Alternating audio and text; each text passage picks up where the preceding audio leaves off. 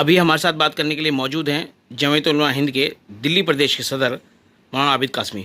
مولانا صاحب، میں یہ جاننا چاہوں گا کہ وقف امنڈمنٹ بل کی بات چل رہی ہے، ٹھیک ہے، اسے آپ کس طرح سے دیکھ رہے ہیں؟ کیا واقعی اس کی ایسے ٹائم پہ اس سمے ضرورت تھی؟ اصل میں اس بل کی تو ضرورت تھی ہی نہیں۔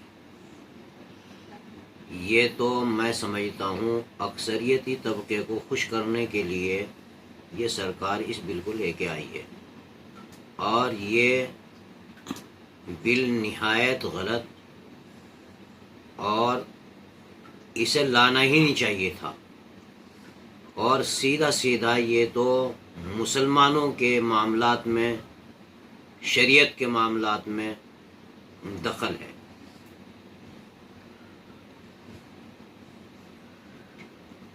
اب جو جے پی سی بنی ہے سرکار نے، تو اس پورے معاملے کے اندر سرکار بل لے کے آئی ہے، اور لوگوں کا موڈ دیکھتے ہوئے انہوں نے اس پورے معاملے میں کمیٹی بنا دی ہے۔ کمیٹی میں کسی کو آپتی ہے وہ اپنی آپتی درج کرائے گا۔ اسے آپ کیسے دیکھ رہے ہیں؟ کیا واقعی اس طرح کی چیزیں، یہ سرکار کا منشا جو ہے سرکار کی صاف ہے اس کے اندر کہ وہ اسے لے کے جو ہے بل لے کے آنا چاہتے ہیں واقعی؟ میں اسے بالکل غلط سمجھتا ہوں، جو کمیٹی بنی اسے بھی غلط سمجھتا ہوں۔ اس کے اوپر جب یہ بل ہی رد ہونا چاہیے، بل آنا ہی نہیں چاہیے، اور کمیٹی بنا کر کے کیا بتانا چاہتے ہیں؟ عام لوگوں کا جو ان کی مخالفت پارلیمنٹ میں ہوئی ہے اس مخالفت کو دبانا چاہتے ہیں۔ اور میں تو یہ کہتا ہوں ہر سیکولر انسان اس بل کو صحیح نہیں ٹھہرا سکتا، بلکہ اس بل کی مخالفت نہیں، بلکہ اس کو تو بالکل رد کرنا چاہیے۔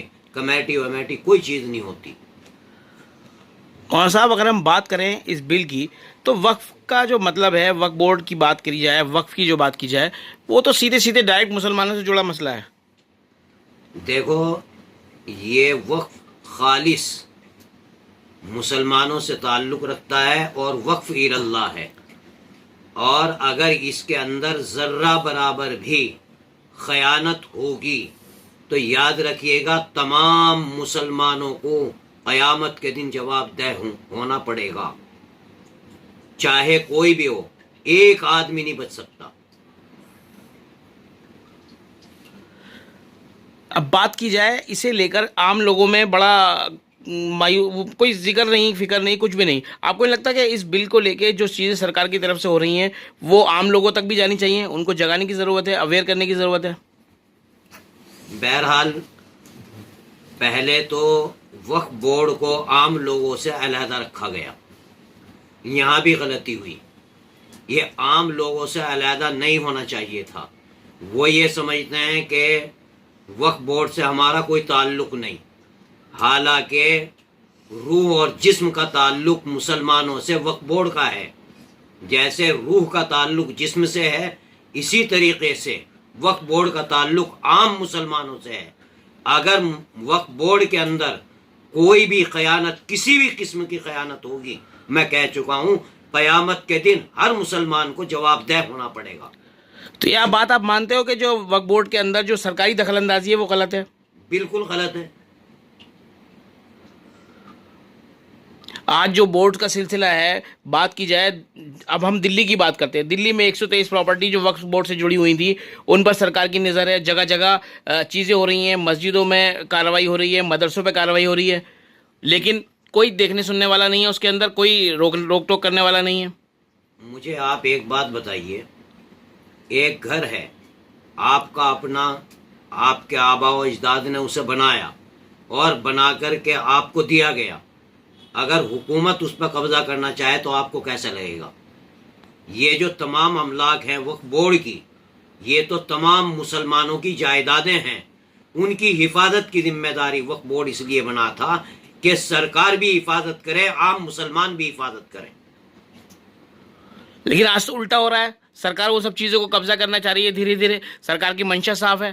نہایت غلط ہے، ایسا نہیں کرنا چاہیے۔ میں کہہ چکا ہوں یہ بل آنا ہی نہیں چاہیے تھا، اور اگر آ گیا، کسی بھی وجہ سے آیا ہو، اس کو رد کرنا چاہیے۔ کمیٹی سمیٹی کوئی چیز نہیں ہوتی۔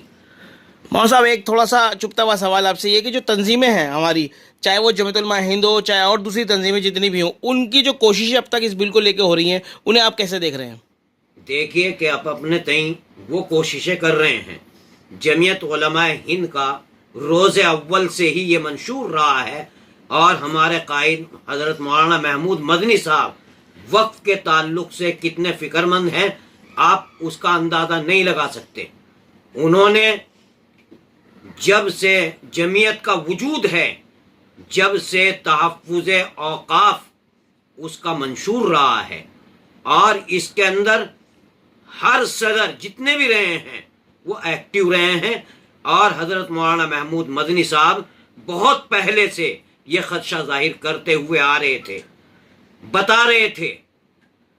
तो बहरहाल जमीयत तो अपने तई काम कर रही है।